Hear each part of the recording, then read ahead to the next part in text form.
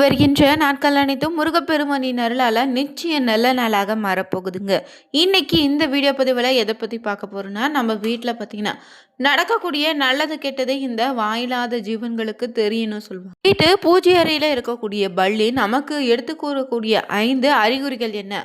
வீட்டில் நல்லது இனி நடக்குமா, கெட்ட விஷயங்கள் நடக்குமான்னு தெரிஞ்சுக்கொள்ள வீட்டு பூஜை அறையில் இருக்கக்கூடிய பள்ளி சொல்லக்கூடிய பலன்களும், வீட்டு பூஜை அறையை எந்த முறையில் பராமரித்தா நமக்கு பார்த்தீங்கன்னா செல்வ செழிப்போடு வாழலாம், வீட்டில் பார்த்தீங்கன்னா எந்தவித சண்டையும் சச்சரவும் ஏற்படாமல் இருக்க வீட்டு பூஜை அறையை எந்த முறையில் பராமரிக்கலான்னு தான் இந்த வீடியோவில் பார்க்க போகிறேங்க. மேலும் புதியவராக இருந்தீங்கன்னா மறக்காமல் சேனலை சப்ஸ்கிரைப் பண்ணிவிட்டு கூடவே இருக்க பெல் பட்டனை கிளிக் பண்ணிக்கோங்க.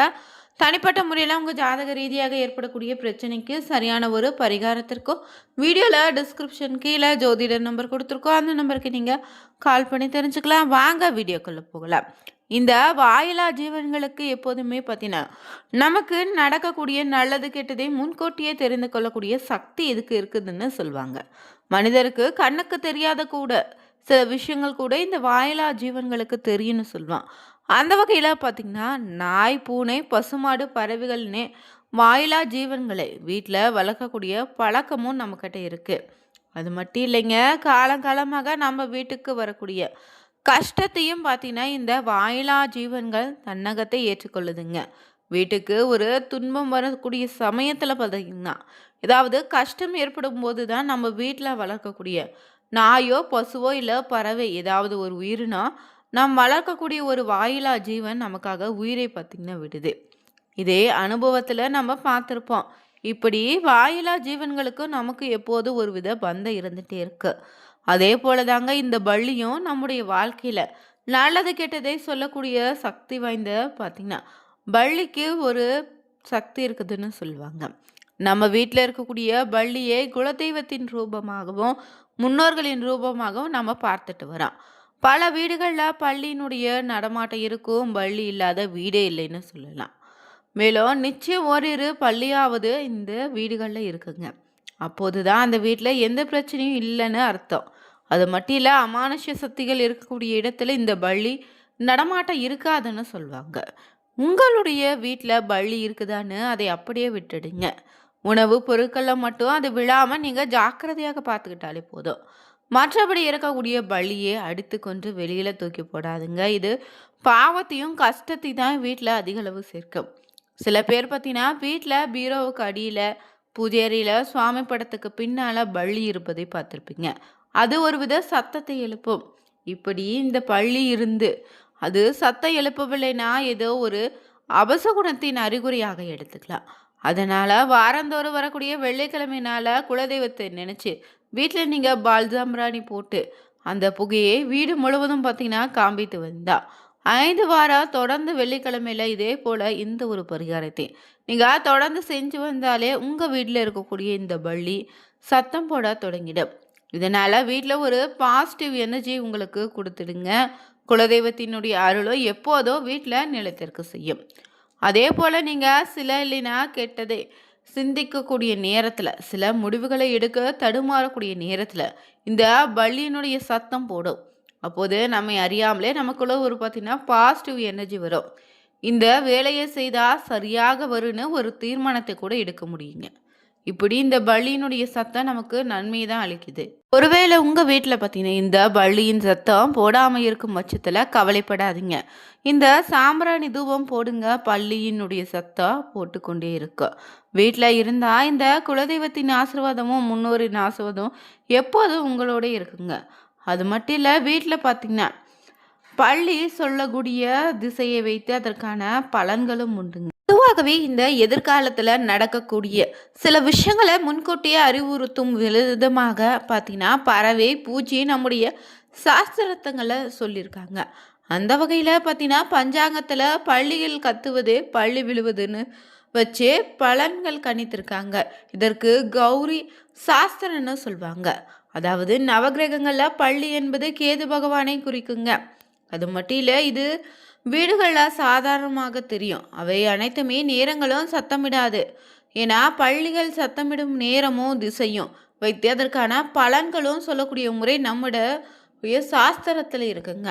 அந்த வகையில் கிழக்கு திசையில் பார்த்திங்கன்னா வீட்டின் கிழக்கு பகுதியில் பள்ளி சத்தமிட்டா அந்த வீட்டுக்குள்ள ராக கிரகத்தின் தன்மை உள்ளதாக அர்த்தம். இது வீட்டுக்கு நல்லதல்ல, கெட்ட செய்திகள் வரக்கூடுன்னு எடுத்துக்கலாம். அதே போல தென்கிழக்கு திசையில பள்ளி சத்தமிட்டா வீட்டில் ஏதாவது பிரச்சனை வரப்போகுதுன்னு அர்த்தம். சில நாட்களில் வீட்டில் ஏதாவது கெட்டது நடக்க போகுதுன்னு அறிகுறியாக எடுத்துக்கலாம்.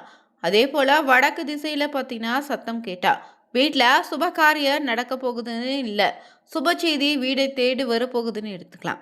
அடுத்தபடியாக தெற்கு திசையில் பள்ளியினுடைய சத்தமிடுவதை கேட்டிங்கன்னா பெரிய மனிதர்களுடைய நட்பும் உயர்வுகள் வரப்போகுதுன்னு அர்த்தம். அதே போல் தென்மேற்கு திசையில் பள்ளி சத்தமிடுவதை கேட்டிங்கன்னா விருந்தினர் வரப்போகுவதாகவும் இல்லை லாபம் வரப்போகுதுன்னு அர்த்தங்க. அதுவே மேற்கு திசையில் பார்த்தீங்கன்னா இந்த பள்ளியினுடைய சத்தத்தை கேட்டால் கடன் நோய்கள் வரப்போகுதுன்னு அர்த்தம், வீட்டில் சண்டை வரப்போகுதுன்னு அர்த்தங்க. அதுவே வடகிழக்கு திசையாக இருந்துச்சுன்னா ஈசான மூலையில் இந்த பள்ளியினுடைய கத்தினா பகை வரும்னு அர்த்தம். சில சமயங்களில் இது லாபத்தை கொடுக்குன்னு எடுத்துக்கலாங்க. அது மட்டும் இல்லை, நம்முடைய வீட்டு பூஜையை எந்த அளவு நம்ம பராமரித்து சுத்தமாகவும் தீப வழிபாடு முறைகளை மேற்கொண்டாலே வீட்டில் பார்த்திங்கன்னா இருக்கக்கூடிய பிரச்சனைகள் படிப்படியாக விளைகிறோம். அதே போல் வீட்டு பூஜைகளில் எந்த முறையில் பராமரிக்கலாம், என்ன மாதிரியான விஷயங்களை வீட்டில் வைத்து வழிபட்டால் வீட்டில் மகாலட்சுமியினுடைய அருளோடு செல்வ செழிப்பு எப்போது ஏற்படுத்தி இருக்குன்னு தெரிஞ்சுக்க வீடியோவை தொடர்ந்து பார்த்துட்ருக்கோம். அந்த வகையில் பார்த்திங்கன்னா தினசரியுமே காலை மாலைன்னு இரு வேளையும் வீட்டில் பூஜை செய்து இறை வழிபாட்டை மேற்கொள்ள வேண்டும்னு நம்முடைய சாஸ்திரங்களில் சொல்லப்பட்டிருக்குங்க. கோவிலுக்கு சென்று வழிபடுவதாக இருந்தாலும் வீட்டிலே வழிபாடு செய்வதாக இருந்தாலும் அதற்குன்னு சில வரைமுறைகள் இருக்கு. இந்த முறைப்படி நம்முடைய வழிபாட்டினை மேற்கொண்டாலே அதற்கான முழு பலனும் நிச்சயம் நமக்கு கிடைக்குங்க. நம்முடைய வீட்டில் பார்த்தீங்கன்னா பாசிட்டிவ் எனர்ஜியை அதிகரிக்க செய்யும் இடங்களில் முக்கியமான ஒன்றுனா இந்த பூஜை. வீட்டில் எப்போதோ தெய்வீக தன்மையும் பாசிட்டிவ் எனர்ஜியோ நிறைந்திருக்க பூஜையை நீங்கள் எப்படி வச்சுருக்கீங்கன்னு ரொம்ப முக்கியமான ஒன்று. நம்முடைய பூஜை அறையில் எத்தனையோ விதமான சுவாமி படம் சிலைகள்னு வச்சுருப்போம். இதில் நம்முடைய இஷ்ட தெய்வங்களுடைய படங்களும் நிச்சயம் இருக்கும். ஆனால் சுவாமி படங்களை தாண்டி பூஜை அறையில் கண்டிப்பாக இருக்க வேண்டிய பொருட்கள் வழிபாடு முறைகள்னு சில இருக்குது. இது என்னென்னு தெரிஞ்சு தினசரி வழிபாட்டை மேற்கொண்டாலே வீட்டில் நன்மை பெருகுவதோடு இல்லை தெய்வத்தினுடைய அருள் எப்போதும் வீட்டில் நிலைத்திருக்குங்க. வீட்டில் மகாலட்சுமி அருக்கடாட்சம் நிறைந்திருக்க வேண்டும்னா பூஜையில் கண்டிப்பாக பார்த்தீங்கன்னா இந்த மகாலட்சுமி தாயார் வாசம் செய்வதாக சொல்லக்கூடிய பொருட்களில் ஒன்று தாங்க கண்ணாடி அவசியம் வைக்கணும். இதற்கு தினமும் பூஜை செய்யும் போது தீபதூப ஆராதனை காமிங்க. இந்த கண்ணாடியில் தெய்வத்தின் ஆராதனை இல்லை பார்த்தீங்கன்னா தெய்வத்தின் உருவமோ அமாவாசை போன்ற நாட்களில் நம்முடைய வீட்டுக்கு வரக்கூடிய முன்னோர்களின் உருவமோ பிரதிபலிப்பதால் இவர்களுடைய அருளும் ஆசையும் வீட்டில் எப்போதும் நிலைத்திருக்கும். அதே போல் பூஜை அறையில் நீங்கள் எவ்வளவு விலை உயர்ந்த தங்கம் வெள்ளின்னு பொருட்களாலான விளக்கு விலை உயர்ந்த பார்த்தீங்கன்னா குத்து விளக்கு இருந்தாலும் ஒரு அகல் விளக்காவது ஏற்றி வைத்து வழிபடுங்க.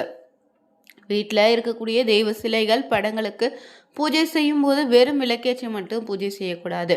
கண்டிப்பாக ஏதாவது நைவேத்தியம் படைத்து வழிபடணும், மலர்கள் சூடி வழிபடணுங்க. நைவேத்தியம் தினமும் ஒரு உணவு சமைத்து படைக்க முடியாதுன்னு நினச்சிங்கன்னா சிறிது கற்கண்டு வாங்கி வைத்து நைவேத்தியமாக படைத்து நீங்கள் வழிபடலாம். அது மட்டும் இல்லைங்க, பூஜை அறை எப்போதும் சுத்தமாக வச்சுக்கணும், இருட்டு இல்லாமல் பார்த்துக்கோங்க. சுவாமி படங்களுக்கு முன்னாடி சிறிய கிண்ணத்தில் அரிசி பருப்புன்னு மங்கள பொருட்களை நிரப்பி வைத்து பூஜை செய்வது ரொம்ப நல்லது. குறிப்பாக உங்கள் வீட்டு பூஜையில் விநாயகருடைய பாதத்துக்கு அருகில் எப்போதும் சிறிது அரிசி வைத்திருங்க. இதனால் வீட்டில் பார்த்தீங்கன்னா எப்போதும் உணவு பற்றாக்குறை ஏற்படாமல் இருக்கும். அதே போல் பூஜை செய்யும்போது கண்டிப்பாக இருக்க வேண்டிய மற்றொரு பொருள் என்னென்னா தண்ணீர். தண்ணீர் இல்லாமல் நீங்கள் பூஜை செய்யாதீங்க. பூஜை அறையில் எப்போதும் பஞ்ச பாத்திரத்தில் காலியாக வைக்கக்கூடாதுங்க. சிறிது தண்ணீரும் அதில் 1-2 துளசி இலைகளை இல்லைனா ஏதாவது ஒரு மலர் போட்டு வைப்பதும் நல்லதுங்க. இன்னைக்கு நம்முடைய வீடியோ பதிவில் எதை பற்றி பார்த்தோம்னா வீட்டு பூஜையில் இருக்கக்கூடிய பள்ளி நமக்கு நல்லது கெட்டது சொல்லக்கூடிய சில அறிகுறிகளை தெரிஞ்சுக்கணும். அது மட்டும் இல்லைங்க, வீட்டு பூஜையை எந்த முறையில் பராமரித்தா வீட்டில் நிம்மதியும் சந்தோஷமும் ஏற்படுன்னு தெரிஞ்சுக்கொண்டோம். நீங்கள் உங்கள் வீட்டு பூஜையில் பார்த்தீங்கன்னா எந்த விளக்கேற்றி வழிபடுவீங்க, எந்த ஒரு பரிகாரம் செய்து வரீங்கன்னு மறக்காமல் கமெண்ட் பண்ணுங்கள். மேலும் புதியவராக இருந்தீங்கன்னா மறக்காமல் சேனலை சப்ஸ்கிரைப் பண்ணிவிட்டு கூடவே இருக்க பெல் பட்டனை கிளிக் பண்ணிக்கோங்க. லைக் பண்ணுங்கள், ஷேர் பண்ணுங்கள், கமெண்ட் பண்ணுங்கள். Thank you viewers.